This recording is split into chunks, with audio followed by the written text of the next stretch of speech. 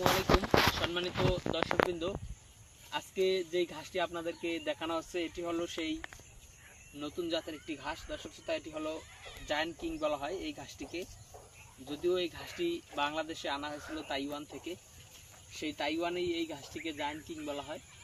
যদিও বাংলাদেশে এই তাইওয়ান ঘাসটি একেবারেই নতুন, কিংবা বাংলাদেশের প্রেক্ষাপটে এটি একেবারেই নতুন। অনেকেই হয়তো এই তাইওয়ান ঘাসের নামও এখনও চেনেননি। দর্শক শ্রোতা দেখেন, এই ঘাসটি হলো এক একটি জারে অনেক বেশি ঘাস হয়। বিশেষ করে স্মার্ট নেপিয়ার ঘাসের যে জার বেশি বড় হয়, এই তাইওয়ান ঘাসেও কিন্তু সেম জারগুলো অনেক বড় বড় হয় দেখেন, আর লম্বা হয় জারার থেকে আরও বেশি। তো দর্শক শ্রোতা, জারা ঘাসে সর্বোচ্চ 40টির মতো চারা হয় এক একটি জারে। অনেক জারে 10টি, 20টি, 15টি এরকম চারাও হয়। তবে এই তাইওয়ান ঘাসটি মূলত 100 থেকে 150টি চারা অনায়াসই হয় এবং জারার থেকে আরও বেশি লম্বা হয়।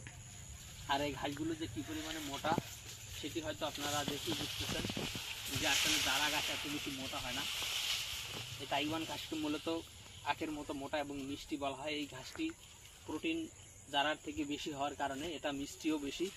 তো দর্শক শ্রোতা, আপনারা যারা ষাঁড় গরু কিংবা মহিষের খামার যাদের রয়েছে, কিংবা হাড্ডিসার গরু যারা লালন পালন করেন, তারা জারা ঘাসের পাশাপাশি এই তাইওয়ান ঘাসটি চাষ করতে পারেন।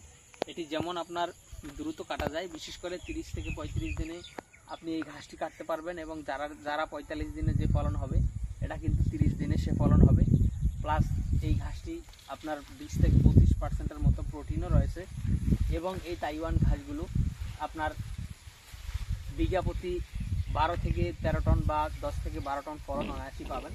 তো দর্শক শ্রোতা, আপনি যদি এই তাইওয়ান ঘাসটি লাগাতে চান কিংবা সবচেয়ে দ্রুত সময়ে বা কম সময়ে বেশি ফলন পেতে চান, তাহলে অবশ্যই তাইওয়ান ঘাস